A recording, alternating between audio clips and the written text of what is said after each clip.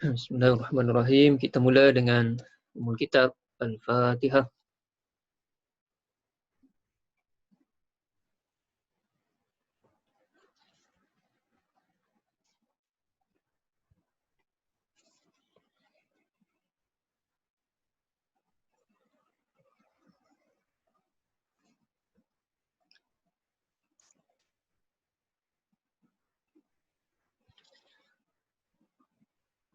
Kita sambung pada ayat yang ke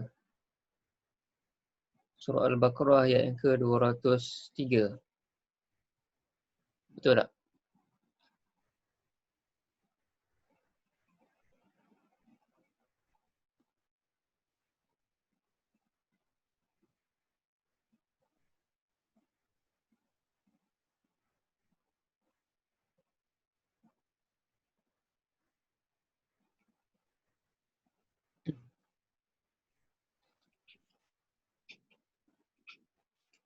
Okey, jumpa.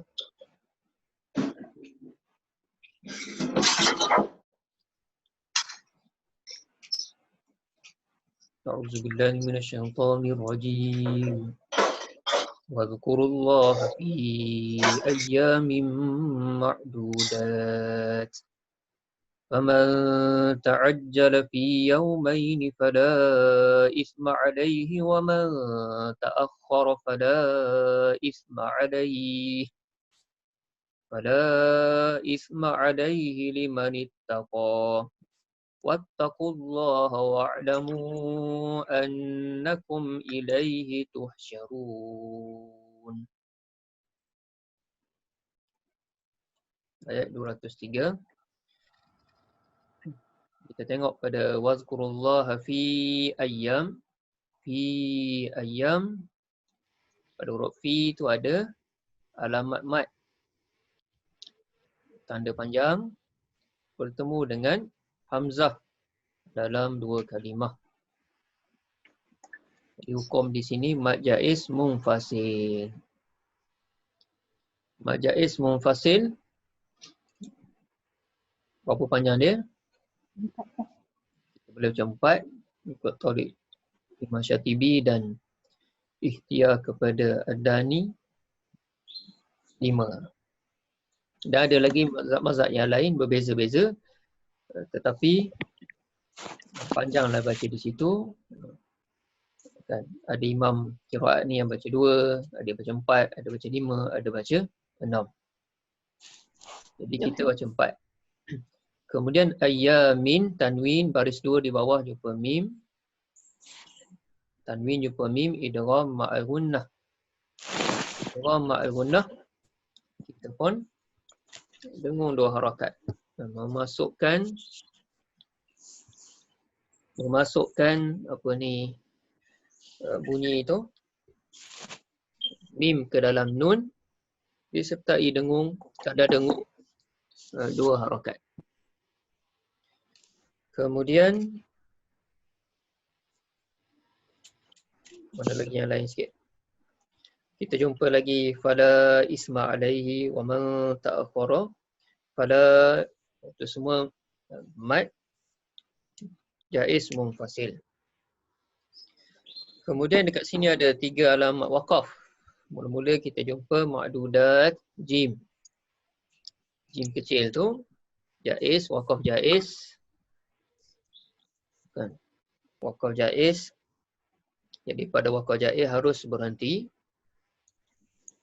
Kemudian waqaf sili, sod lam ya, waqaf sili. Waqaf sili ni lebih baik sambung daripada berhenti. Waqaf kili, qaf lam ya, lebih baik berhenti daripada sambung. Tapi pada semua waqaf ni kita panggil ialah ikhtiar. Kan, ikhtiar maksudnya bila ikhtiar qurra tu, ikhtiar tu tak boleh kita nak kata wajib berhenti sini. Berdosa kalau tak berhenti di sini. Tak boleh. Sebab tu ada ayat, jumlah ayat Al-Quran pun tak sama. Berbeza-beza. Ya kan? Bagi kita pegang yang mazhab kita 6236. 6236. Tapi ada pandangan-pandangan yang lain yang sebut angka-angka yang lain. Kenapa boleh berbeza? Sebab semua tu ialah ikhtiar pakar-pakar, ulama-ulama pakar Quran ni yang dia mengira tempat-tempat berhenti ni tadi. Kemudian wattaqullaha wa'lamu, jumpa lagi Mak Jaim Munfasil, annakum, hukum mimati. Hukum mimati ni biasa orang dia terlepas mandang. Kadang hukum nun mati biasanya orang perasan. Tapi hukum mim mati kadang-kadang orang dia langgar, dia tak perasan hukum mim mati. Kat sini hukum mim mati, kita tengok di atas huruf mim tu ada alamat sukun. Ada tanda sukun, ada tanda mati atas huruf mim. Mim tu jumpa apa? Jumpa dengan hamzah. Maka hukum di sini ialah izhar syafawi. Jelas dan terang kita sebut huruf mim mati tu. Tidak ada dengung. Annakum ilaihi. Biasa orang tak dengung. Pada tempat dengung tu, pada ikhfa syafawi ataupun pada idgham mislain, mim jumpa mim ataupun mim jumpa ba, kat situ biasa orang dia langgar. Kan? Kat sini tak ada masalah lah sebab biasa orang tak dengung dah. Kemudian ilaihi tuhsyarun, run tu mad jaiz munfasil. Kita jumpa huruf mad iaitu huruf waw. Lepas huruf waw tu huruf nun, nun tu ada baris, kita pun nak matikan nun tu sebab kita nak wakaf di situ. Maka jadilah mad arid disukun. Ada mad sebab datangnya sukun. Maknanya sukun mendatang bukan sukun ori. Sukun tu asalnya tak ada. Tapi kita datangkan sukun tu, kita yang sukunkan dia sebab kita nak wakaf di situ. Okey. Jadi ayat 203 ni cerita tentang wazkuruni zikir, sebut nama Allah. Kan? Sebut nama Allah ni, kan? Wazkuru zikir ni sebut nama Allah. Jadi biasalah kita berzikir. Kan? Zikir tu boleh menenangkan jiwa. Ala bi zikrillahi tatma'innul qulub. Berzikir boleh menenangkan jiwa. Jadi zikir ni antaranya ialah sebut nama Allah, ingat. Zikir ni maknanya ingat. Kan? Jadi sebut nama Allah pada ayyamin ma'dudat, hari-hari yang ditentukan, hari-hari yang dah dikira hari tu. Jadi ayat ni cerita pasal haji. Pasal haji. Jadi pada hari-hari yang berkenaan tu dah dikira tu, pada hari-hari tersebut boleh bertakbir. Dimaksudkan ialah bertakbir. Takbir raya lah. Kan? Takbir hari raya. Dan ayat ni nak cerita pada hari raya Korban. Kan? Kita boleh merayakan hari raya Korban nanti. Jadi bertakbir.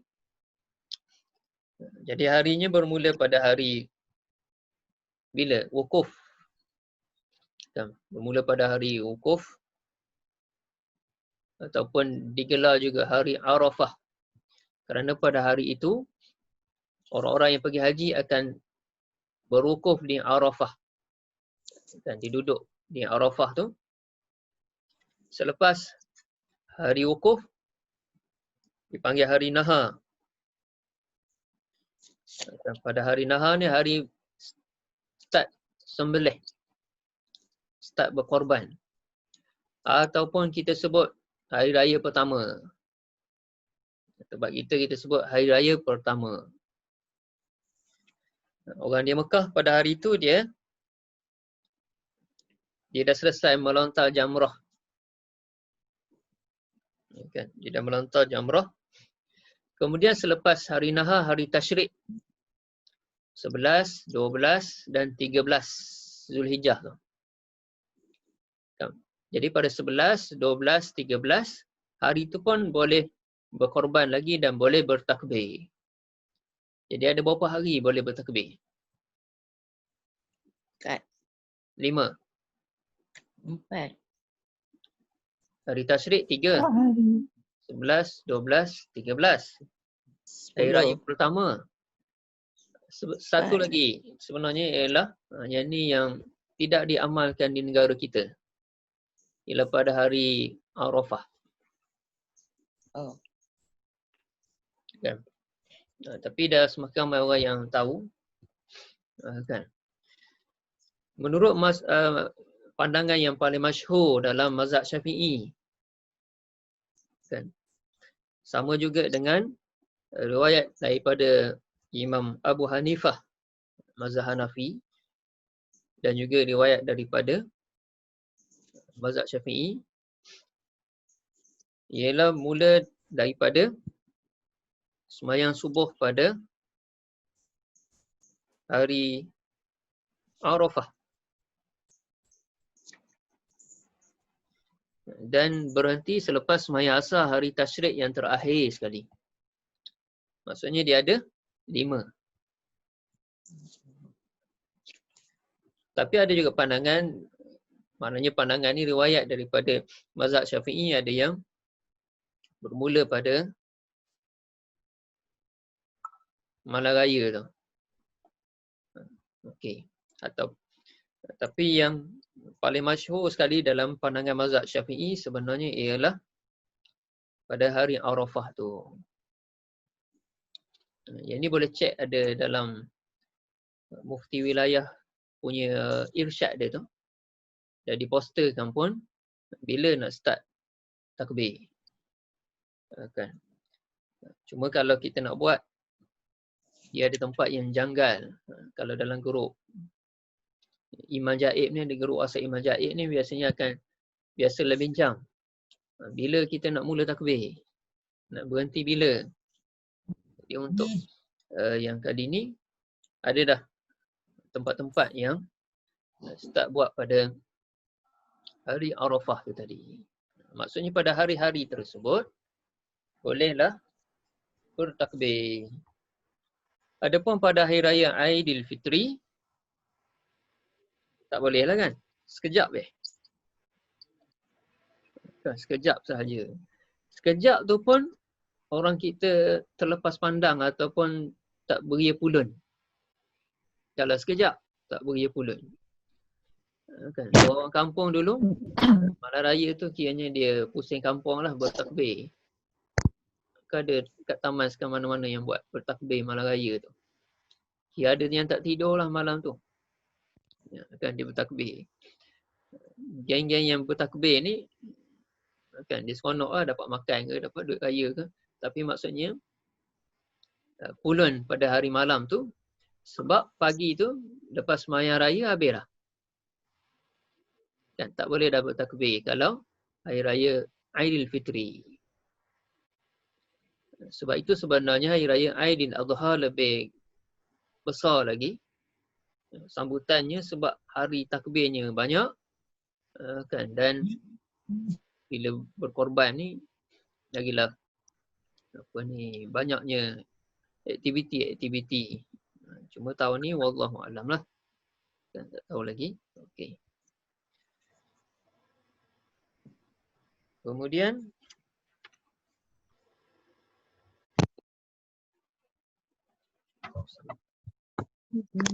faman ta'ajjala fi yaumaini, barang siapa yang dia cepat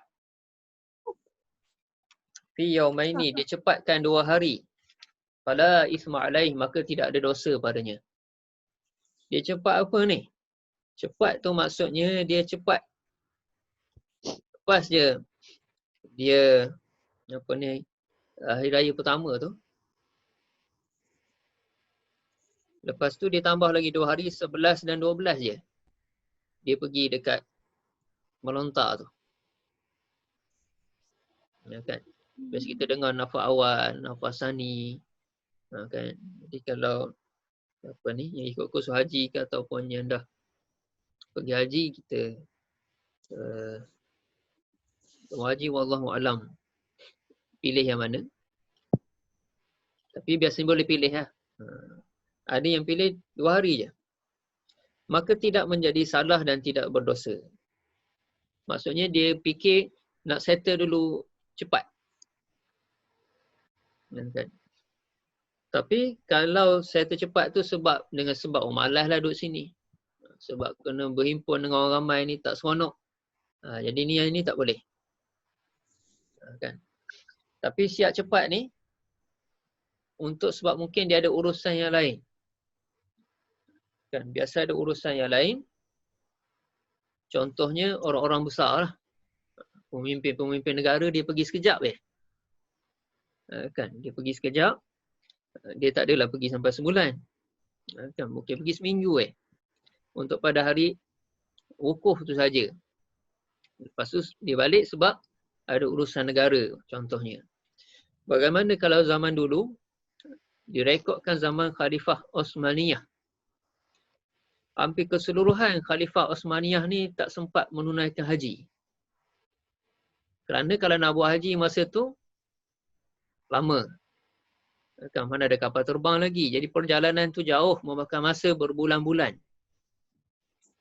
Jadi dalam masa itu banyak berlaku peperangan. Peluasan kuasa orang lain maknanya banyak berlaku perang-perang ni banyak. Perang saudara pun banyak. Dan mereka ni tak sempat pun menunaikan haji. Sebabnya pada waktu itu kewajipan dia jaga pemerintahan, jaga negara tu wajib atas dia. Akan lebih aula, lebih utama. Sebab ada orang sebut, teruklah khalifah ni, tak pergi haji ke? Kan? Tapi dia faham mana ulama'-ulama' dia yang beri pandangan waktu itu, lebih utama dia jaga pemerintahan dia, negara dia. Kan? Okay.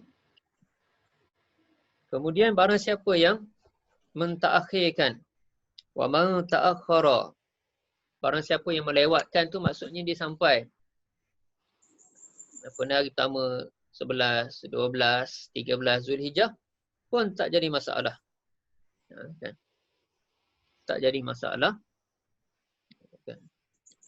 Sebabnya kalau kita orang jemaah Malaysia kalau pergi bukan boleh balik awal pun dah ada dia punya jadual-jadual dia, jadi tak ada masalah. Kan? Kemudian maksudnya ada pilihan untuk menunaikan ibadah haji ni pun ada pilihan. Ada pilihan kita boleh pilih sama juga kita nak ikut haji ifrad ke haji tamattu' ke, ada pilihan. Jangan kita bising kepada orang lain, oh awak buat macam ni tak okey, kita kata kurang pahala, buatlah macam ni, kita sebut. Itu pilihan. Kan terpulang masing-masing. Yang penting ialah limanittaqa wattaqullaha wa'lamu annakum ilaihi tuhsyarun. Yang pentingnya ialah untuk apa dia kita buat haji ni semua ni, untuk takwa. Jadi kalau pergi duduk lama pun, tapi kalau tak ada takwa, tak dapat apa-apa. Orang kita pun panggil lah Haji Marlboro. Haji Mabrur, bukan Haji Mabrur, dia kata Haji Marlboro. Kan? Okey. Jadi apa dia yang kita nak ialah takwa. Kan? Bila takwa, maka ibadah haji yang dia buat tu mabrur insya-Allah dan ada kesan dia. Kesan dia orang boleh nampak bila dah balik haji tu. Kan? Jadi kalau balik pun sama serupa je macam tak ada apa-apa. Jadi tak ada apa-apa lah ni. Kan? Kemudian wa'lamu annakum ilaihi tusyarun, dan ketahuilah kepada Allah lah kita semua ni akan dikumpulkan. Jadi di musim haji ni dah ada aktiviti perkumpulan yang terbesar sekali umat Islam ni. Bila di musim haji ni berjuta orang-orang Islam ni berkumpul. Kan? Dan berkumpul lagi di Arafah ni. Berkumpul lagi di Muzdalifah. Berkumpul lagi di Mina. Jadi semua ni dah berkumpul. Berkumpul ni sebab apa? Sebab nak cari takwa tadi. Kan? Nak cari takwa. Maka berkumpul ni pun adalah juga nikmat dia. Jadi dah berasa dah, contohnya musim PKP baru ni tak boleh berkumpul. Kan? Sama juga dengan aktiviti kuliah. Rasanya sampai hujung tahun ni mungkin tak ada lah. Kan? Sebab dia melibatkan kumpul. Kan? Adapun kalau untuk pergi ke masjid, sekarang ni hanya di Pahang ni yang dah diperkenankan masjid yang terpilih tu ada beberapa buah sahaja di setiap daerah. Kan? Tapi tak boleh buat 5 waktu. Hanyalah sembahyang Jumaat dan subuh sahaja. Itu pun dia tidak bebas. Dia ada syarat-syaratnya. Kan 5 buah tu melainkan kalau dia buat underground lah.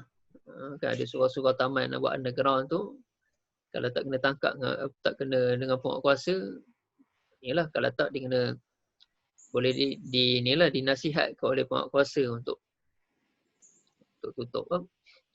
Jadi 5 tu pun subuh dan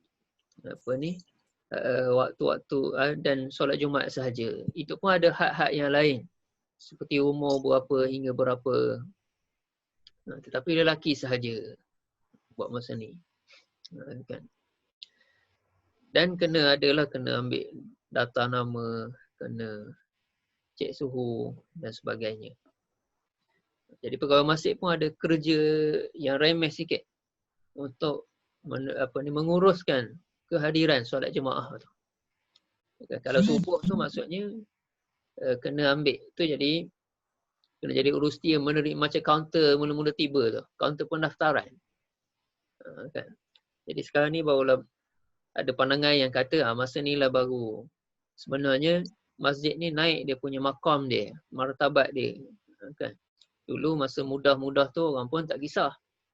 Kan? Sekarang ni bila susah ramai pula bising. Termasuklah orang yang jarang-jarang pergi pun bising. Kan? Kenapa masjid tutup? Kalau buka belum tentu pergi juga. Tapi bukan sahaja di Malaysia, bahkan di serata dunia. Baru ni Jeddah dah buka, Arab Saudi dah buka, tapi tutup semula. Sebab naik semula kes dia, jadi dia pun tutup semula masjid-masjid di Arab Saudi. Kemudian ayat seterusnya, ayat yang ke-204.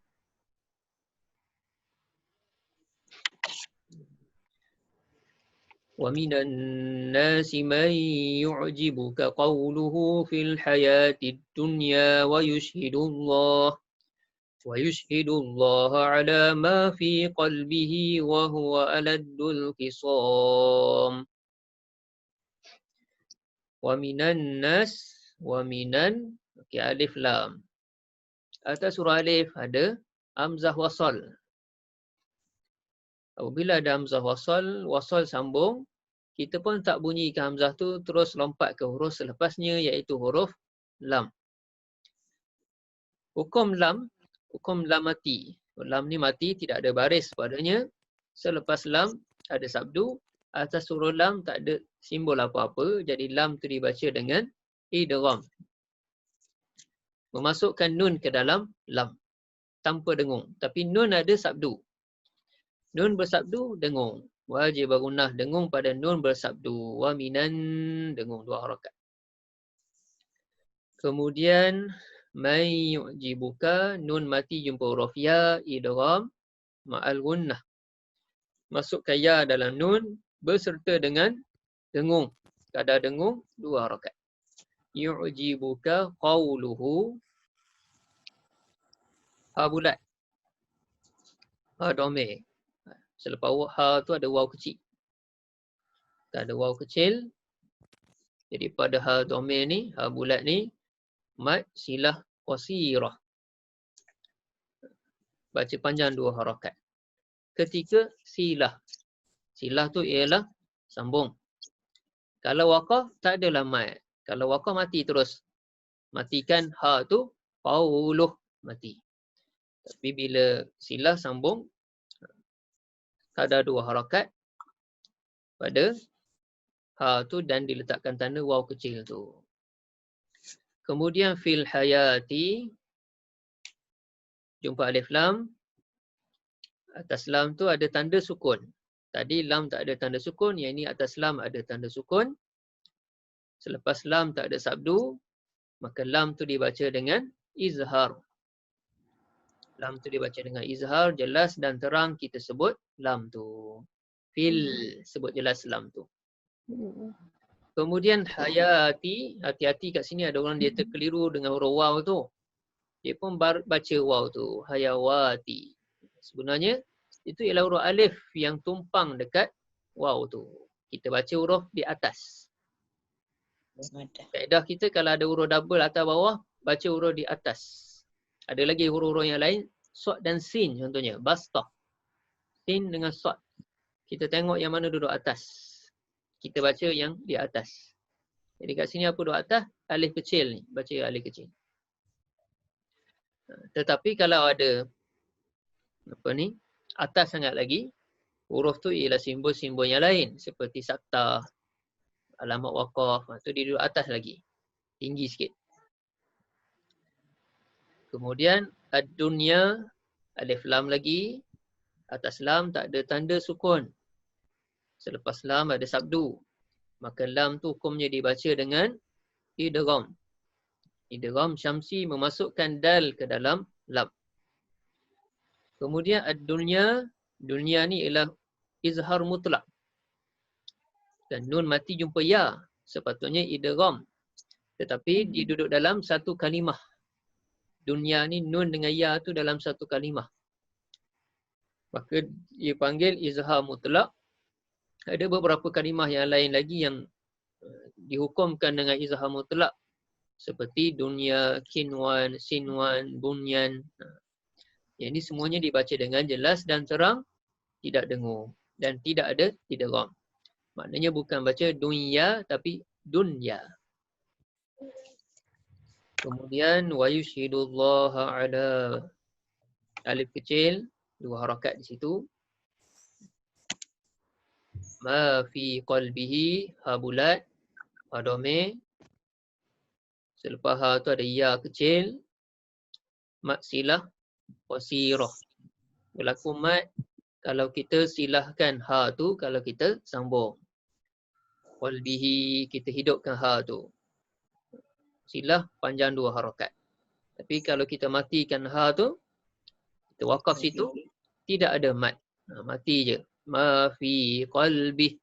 Bukan ma fi qalbihi. Bukan macam tu. Tapi matikan ha, ma fi qalbih. Wa huwa aladdul, alif lam lagi. Atas lam ada tanda sukun. Selepas lam tak ada sabdu. Hukum lam dibaca dengan izhar. Jelas dan terang kita sebut lam tu. Izhar qamari. Kemudian khisam jumpa huruf mat iaitu huruf alif. Alif ialah huruf mat. Selepas dia kita sukunkan mim tu. Kita matikan mim tu. Jadilah mat disukun. Ada mat dengan sebab datangnya sukun. Kan? Kemudian ayat yang ke-204 ni. Dan sebahagian daripada manusia, may yu'jibuka qawluh, dia punya, kita dengar dia qawluh ni, kita dengar dia cakap ni boleh takjub kita. Ajaib sangat dia cakap. Maknanya cakap sedap ataupun mulut manis. Maknanya bila dia cakap je seronok dengar. Tertarik kita dengar, dia boleh mempengaruhi orang dengan kata-kata dia. Tentang apa tu? Fil hayati dunia, tentang kehidupan dunia. Bukan dia cerita benda yang menarik tentang akhirat. Tapi tentang keseronokan dunia, kita pun tertarik. Kan? Kemudian wa yushhidullaha ala ma fi qalbih. Kita dengar dia cakap, macamlah dia ni menjadikan Allah tu dalam hati dia ni. Kita dengar dia cakap, oh ikhlas betul dia cakap. Contohnya dia nak tolong kita. Nak bagi bantuan dekat kita. Kita pun dengar dia cakap, oh baik betul dia ni. Tak adalah orang yang baik, lebih baik daripada dia, kita pun puji dia. Bahkan mereka ni sanggup kalau bersumpah pun boleh. Bersumpah dengan nama Allah untuk menarik perhatian orang dengan kata-kata mereka. Tapi Allah sebut, Allah kata apa dia? Wa huwa aladdul qisam. Padahal mereka ni adalah orang yang jahat. Orang yang tak baik. Kan? Orang yang tak baik. Yang ini boleh kita tafsirkan juga. Kalau zaman Nabi dulu, orang munafik. Depan cakap lain, belakang cakap lain. Kan? Sebab ayat ini turun, ada seorang yang namanya Akhnas. Akhnas tu ialah nama gelarannya zaman Nabi dulu. Nama sebenarnya ialah Ubay. Dia ni cakap sedap. Kalau dia bercakap, satu kampung akan tertarik dengan apa yang dia cakap. Dia pun bertemu dengan Rasulullah, dia pun kata dia nak masuk Islam.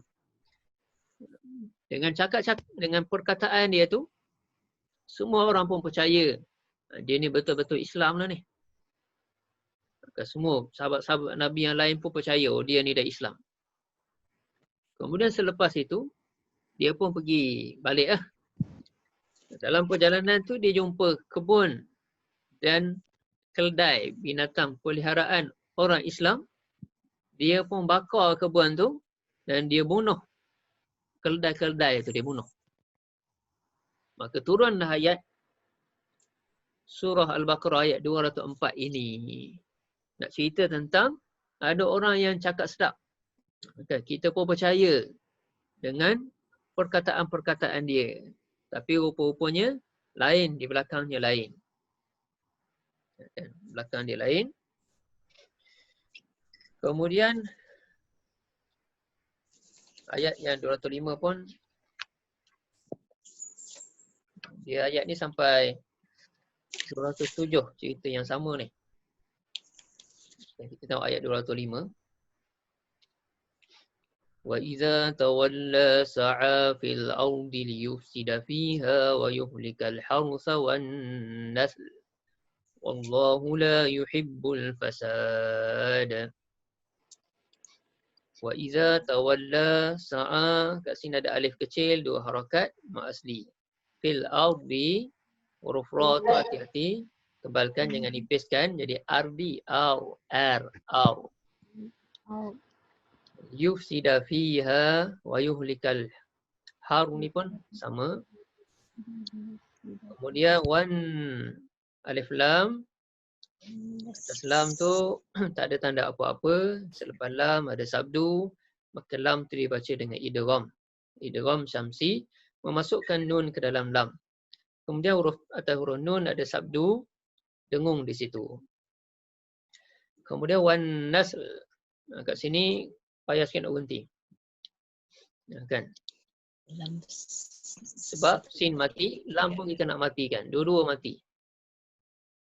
Kan? Kena menghadapi dua kematian. Maksudnya wan nas, lepas wan nas, kita pun pindahkan lidah kita ke makhraj huruf lam. Kalau kita sebut lam, al, ujung lidah naik ke atas, selangit atas. Jadi selepas kita sebut wan nas, sin tu, kita pun pindahkan lidah kita ke makhraj lam tu. Tanpa keluar bunyi. Macam tu ya. Wan nas. Kalau keluar bunyi, hiduplah maknanya huruf tu. Sekarang ni huruf tu mati. Kan? Kalau tak reti-reti, sambung je. Kan? Habis cerita. Kan? Kenapa memilih jalan yang susah? Sedangkan ada jalan yang senang. Kan? Tapi ada pula perkataan yang lain. Kesusahan dulu, barulah kesenangan akan datang kemudian. Kan? Walam waqal jim jaiz harus berhenti. Wallahu la yuhibbul fasad. Fasad, jumpa huruf alif, huruf mat. Selepas ni huruf dal, kita pun hidup, kita matikan dal tu, jadilah mak arik disukun. Dan dal tu ada qalqalah di situ. Lantunkan dal tu, fasad. Okay. Kemudian wa iza tawalla, dan apabila berpisah. Maksudnya tadi bila depan Rasulullah cakap lain.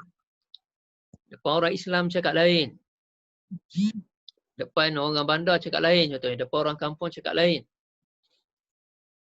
Tapi bila dah berpisah, tak ada dengan kelompok ni, jumpa orang lain atau bila berada dalam situasi yang lain pula, Dia pun yufsida fiha ni. Buat kerosakan. Kalau dalam kisah Akhnas tadi, dia pun bakar kebun tu. Kan? Maksud kat sini, yang boleh juga kita tafsirkan ialah, contohnya bila cakap dengan orang Islam, kita akan buat, contohnya biasanya hati-hati orang politik lah. Sebab orang politik ni banyak menabur janji untuk menarik perhatian orang supaya orang ikut dia. Kan? Jadi nak tarik orang tu apa dia? Cakap lah, kena bercakap. Jadi bila bercakap ni, nak tarik orang, kena cerita benda dunia.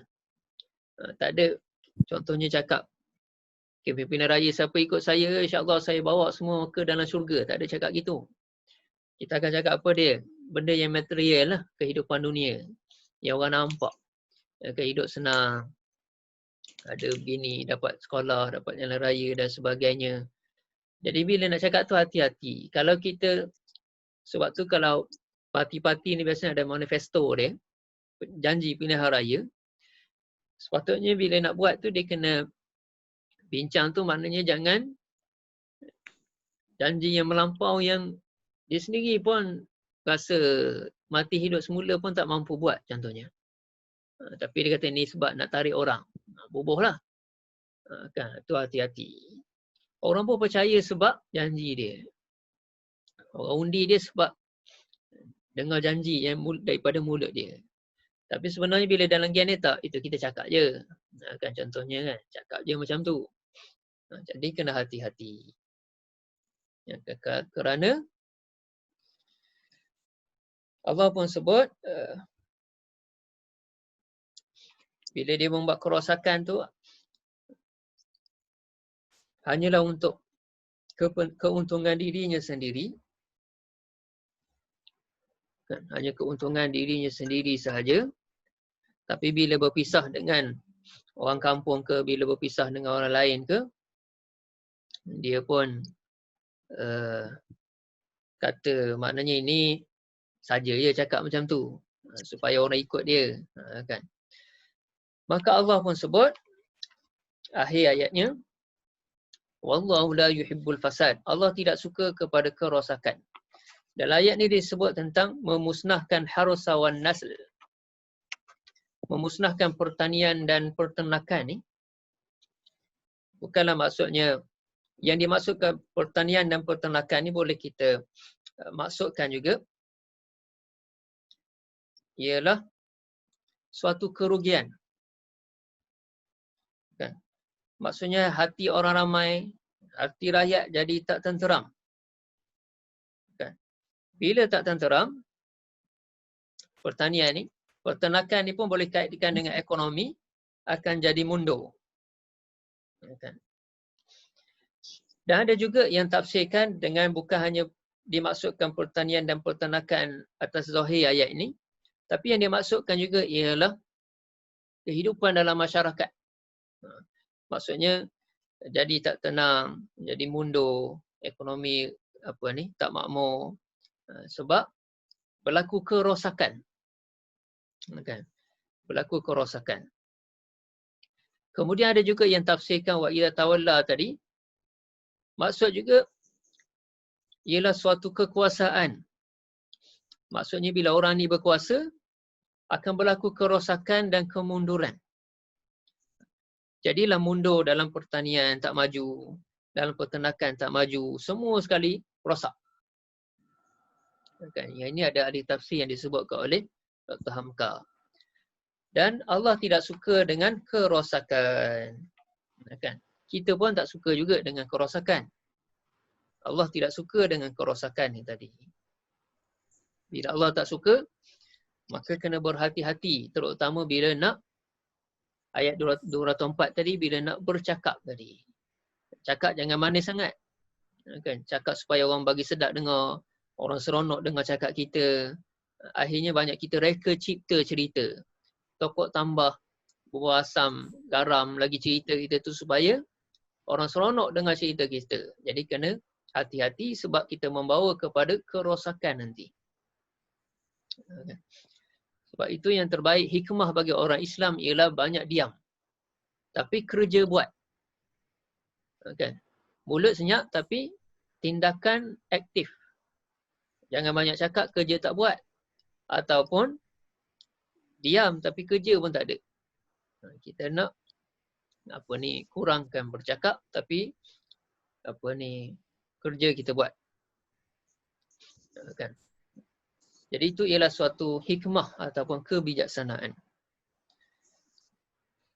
Kemudian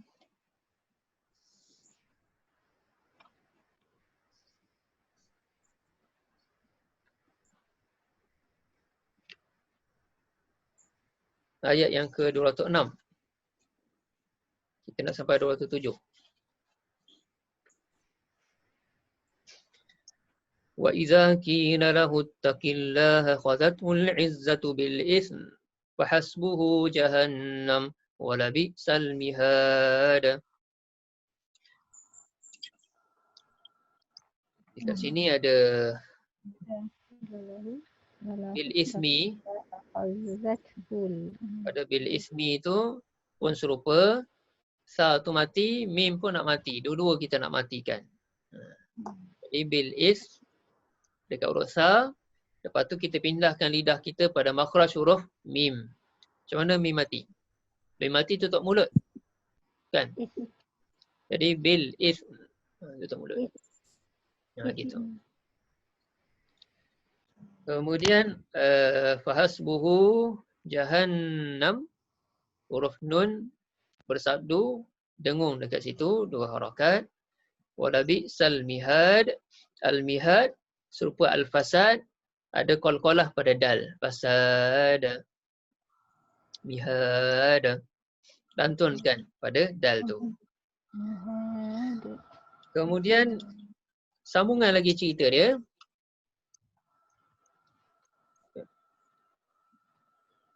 Dan bila dikatakan, mana ayat ni? Dan bila dikatakan kepadanya bertakwalah kepada Allah, dia pun masih sombong dan berbuat dosa. Bila ada ulama bagi nasihat dekat dia, kan? Bertakwalah, cakap tu padan-padan lah, jangan ni sangat kata. Kan? Maka ada orang pun bagi nasihat kat dia. Dia pun tetap sombong dan terus kekal berbuat dosa. Dr. Hamka sebut dalam tafsir Al-Azhar, biasanya pemerintah dan penguasa yang terlibat. Rakyat biasa bawah-bawahan ni, dia nak cakap sedap pun orang tak nak dengar. Awak cakap sedap sangat, awak pun hidup pun segan, hidup segan mati tak mau contohnya kan. Kan. Dia orang ataupun orang yang bisnes. Kan, niaga nak cari klien dia. MLM ke apa ke. Cerita cakap sedap lah. Barang ni sedap. Barang ni okey. Beli je rosak. Ataupun tunjuk kemewahan. Tengok pakai Mercedes. Pakai kereta begini. Pakai rumah begini. Jom ikut saya. Jadi downline saya contohnya kan. Maka bila dinasihat kepada mereka bertakwa kepada Allah, dia tetap sombong. Kan? Dan dia tak suka pula pada orang yang beri nasihat tu. Dia kata, oh ini musuh dia ni. Kena hapuskan orang macam ni. Allah pun sebut, akhir ayat 206, Fahasbuhu jahannam. Cukuplah jahannam itu tempat mereka. Wala bi'sal mihad. Dan itu tempat yang buruk. Allah pun ukur dengan, tak apalah. Kalau terus kekal nak berdosa, terus kekal nak sombong, neraka tempat kamu. Ya Allah beri peringatan. Jadi beri peringatan, Allah sebut dengan berbentuk ugutan. Jadi ada masa kena ugut. Kalau tak, manusia ni dia tak sedar. Kan? Bila sebut hanya nasihat, tak dengar. Bila ayat berbentuk arahan lain sikit. Bila ayat tu nada berbentuk ancaman, baru dia dengar. Baru dia takut. Kan? Kemudian,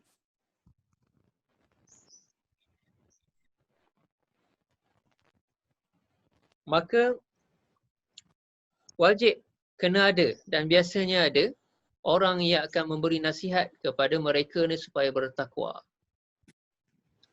Kepada orang-orang yang cakap sedap ataupun yang banyak menipu ni tadi, akan ada orang yang memberi nasihat kepada mereka. Walaupun orang yang memberi nasihat tu akan mendapat akibatnya, kena penjara contohnya. Sebagaimana ulama-ulama mazhab dulu, Imam Syafi'i, imam-imam mazhab ni kebanyakannya, Imam Abu Hanifah pernah kena penjara. Termasuk juga Dr. Hamka pun pernah kena penjara. Sebab mereka memberi nasihat kepada pemerintah. Jadi nasihat tu tak didengar tapi dia pun kena penjara. Kemudian ayat yang ke-207. Wa minan nasi man yashri nafsahu ibtigha'a mardatillah wallahu ra'ufum bil ibad. Pada nafsahu ibtigha'a, nafsahu hamzah wasal terus pergi ke huruf ba. Ba tu ada qalqalah situ. Kemudian tiraa ni mat wajib muttasil. Huruf mat jumpa dengan hamzah dalam satu kalimah.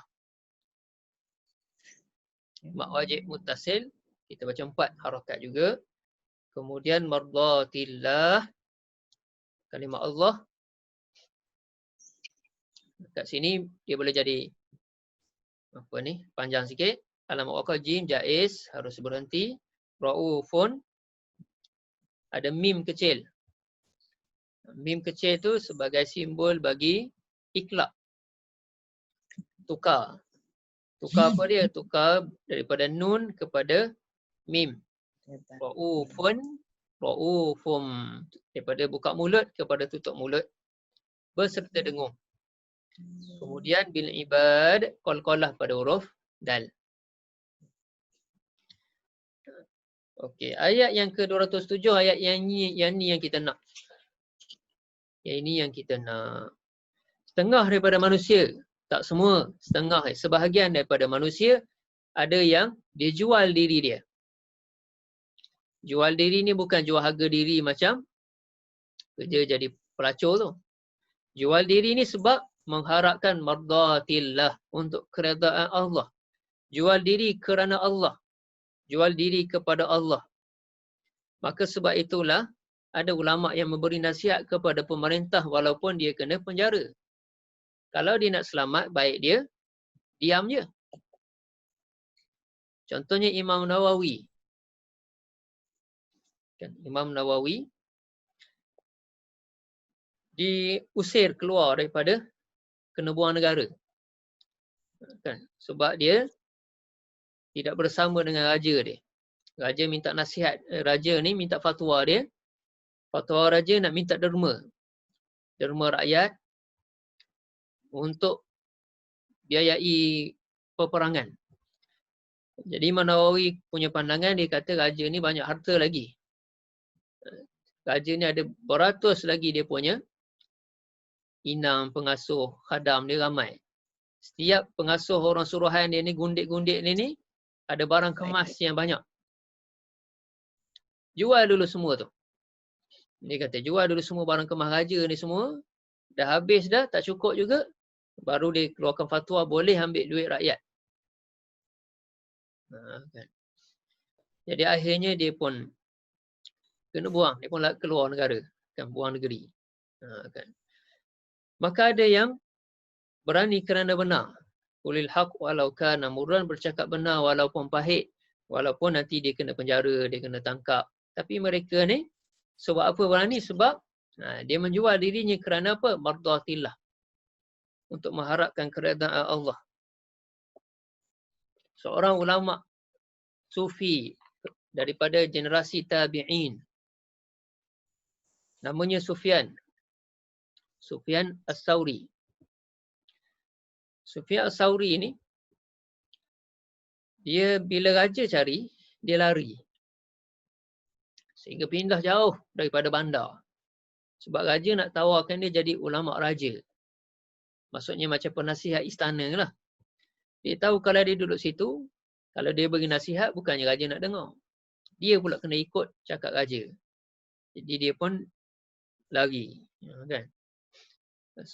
Sebab dia tahu dia nak apa, dia nak cari keredaan Allah, tapi dia berterusan memberi nasihat, memberi teguran kepada orang-orang besar ni tadi. Kan? Dan ada ayat yang lain dalam surah At-Taubah ayat 112. Innallaha ashtara minal mu'minina anfusahum wa amwalahum bi anna lahumul jannah. Sesungguhnya Allah beli daripada orang yang beriman ni seluruh harta benda mereka dan diri mereka dengan bayaran syurga. Kan? Jadi orang yang jual dirinya kepada Allah ni dia harapkan apa dia? Syurga. Maka menjual diri ni dalam ayat yang 112 ni, dia tak akan berlaku kalau orang tu dia tidak ada pengorbanan. Maknanya susahlah ni. Kena ada pengorbanan. Pengorbanan yang utama sekali ialah dirinya sendiri. Dia terpaksa berkorban diri dia. Sama ada dia tak dapat senang, dia kena dapat susah, kena buang negeri, kena penjara, orang tak suka kat dia. Dan pengorbanan yang lain lagi ialah harta benda. Bagi banyak derma untuk Islam. Infak derma untuk Islam ni. Itu ialah kenapa? Kerana untuk mencari keredaan Allah Subhanahu Wa Taala ni tadi. Kan? Jadi apa ni contohnya Suhaib Ar-Rumi. Suhaib Ar-Rumi ada yang ayat yang 207 ini turun asbabun nuzulnya kisah Suhaib Ar-Rumi. Suhaib Ar-Rumi ni orang Rom. Dia datang ke Mekah, kemudian dia jadi peniaga, kaya dia. Banyak harta bendanya. Selepas itu bila berhijrah, orang lain pun dah berhijrah ke Madinah, Suhaib pun pergi juga berhijrah. Dia kena tahan dengan orang kafir di tengah jalan. Dia pun kata, Suhaib ni kata aku ni seorang pemanah yang tepat. Kalau aku panah seorang-seorang ni, silap-silap aku menang, mati kamu semua. Tapi dia kata, mau tak jangan halang aku ni nak pergi berhijrah ni. Kan? Aku beritahu kat kamu mana aku simpan harta aku. Jadi Suhaib ni orang tahu dia kaya, dia tawarkan harta benda dia yang disimpan di Mekah tu. Syarat dia jangan ganggu dia berhijrah. Maka orang ni pun bila dengar tawaran menarik, tawaran keduniaan, mereka pun terima. Maka Suhaib pun bagi harta benda yang disimpan tu, dia pun terus pergi berhijrah ke Madinah demi Islam. Maknanya dia dapat pengorbanan. Apa pengorbanan dia? Pengorbanan dia, harta benda dia tu dia bagi kepada orang kafir ni, yang penting dia boleh berhijrah. Sama juga dalam kisah Sayyidina Abu Bakar ketika derma untuk perang Tabuk. Rasulullah pun tanya kepada Sayyidina Abu Bakar, apa lagi yang tinggal? Dia pun kata, Allah dan Rasul je tinggal. Maknanya, seluruh harta dia bagi untuk Islam ni. Kan? Itu ialah mereka-mereka yang dia nampak. Kenapa dia nampak? Maknanya dia nampak apa? Syurga tadi. Mengharapkan keredaan Allah. Dan akhir ayat ini dalam tafsir ini disebut oleh Dr. Hamka ni. Orang biasa bila orang dah mengucap syahadah, la ilaha illallah, tu ibarat dia telah sign kontrak dengan Allah. Untuk semua kehidupannya kerana Allah. Kan? Maka dia pun menjual diri dia, serah dirinya kepada Allah dan kepada Islam untuk mencapai keredaan Allah. Walaupun manusia yang lain tak suka kat dia. Walaupun mungkin dia akan ditentang, mungkin dia akan dipenjarakan dan sebagainya, tapi dia hanya mengharapkan keredaan Allah. Dr. Hamka sebut lagi, tak cukup kalau hanya kita sekadar jadi Islam untuk diri kita sendiri sahaja. Tak cukup kalau kita sekadar kita mengaji banyak dah, puasa banyak, puasa sunat lagi, wirid banyak, zikir dah banyak, kemudian mengaji tak tinggal, alhamdulillah lagi. Tetapi kita tidak memikirkan umat Islam yang lain. Kita kata itu dia punya pasal. Saya, yang penting kita jaga diri kita sendiri. Jadi kita ambil apa ni yang tagline sekarang ni kan, kita jaga kita. Bagus tagline tu. Maksudnya kita jaga kita semua. Tak boleh saya hanya jaga diri saya sendiri. Kerana Islam ni dia bukan bersifat individu. Tapi dia bersifat apa ni, keseluruhan. Keseluruhan. Maknanya kalau kita cerita pasal akidah, dia kena ada tambah lagi akidah dan perjuangan. Maknanya akidah tu kita nak perjuangkan supaya semua orang Islam, semua masyarakat manusia yang lain semuanya betul akidah. Semuanya bersama dengan Islam. Kan? Barulah kita boleh dikira sampai ke tahap menjual diri untuk Islam ni tadi. Kan? Tak boleh kalau kita hanya penting diri kita sendiri sahaja. Bagaimana contohnya bekas apa ni Presiden Mesir yang mati di dalam tahanan, Dr. Mursi, yang apa ni digulingkan oleh askar di Mesir tu daripada Ikhwan Muslimin. Ada viral dia punya ucapan dia masa hari raya gitu. Ucapan dia masa hari raya.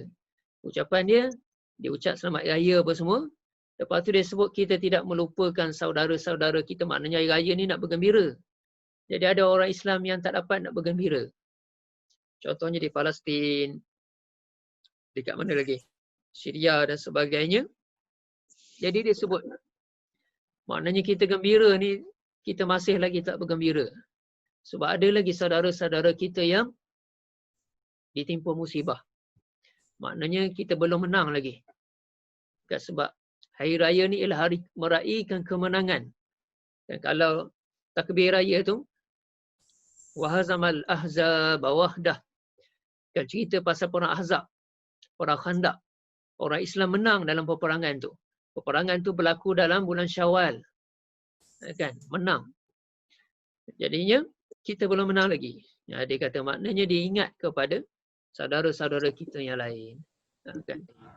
Jadi maksudnya kita ni kena fikir juga saudara-saudara kita yang lain.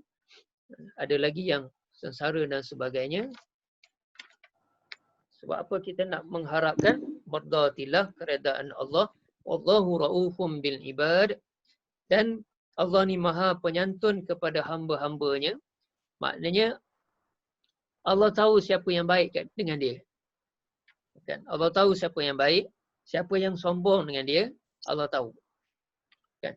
Tak boleh, kita ni tak boleh langsung hendak menipu Allah ataupun hendak menyembunyikan apa-apa rahsia, semuanya Allah tahu. Kan? Semuanya Allah tahu. Maka kita kenalah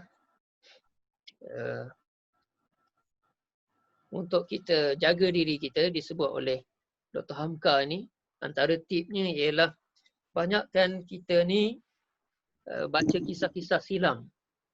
Antaranya ialah kisah Rasulullah dulu, sirah Rasulullah. Kemudian kisah para sahabat Nabi yang hidup bersama dengan Rasulullah. Kemudian kisah-kisah para ulama silam.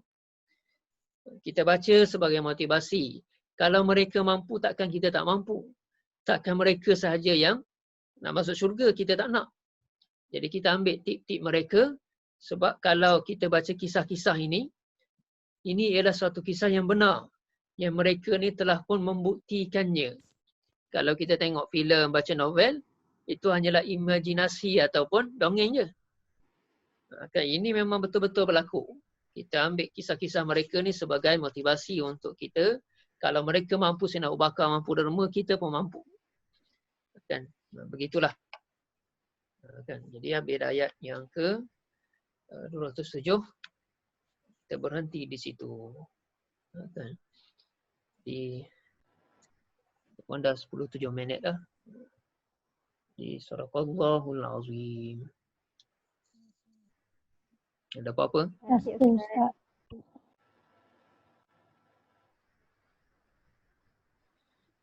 Okey, kalau tak ada, kita jumpa lagi.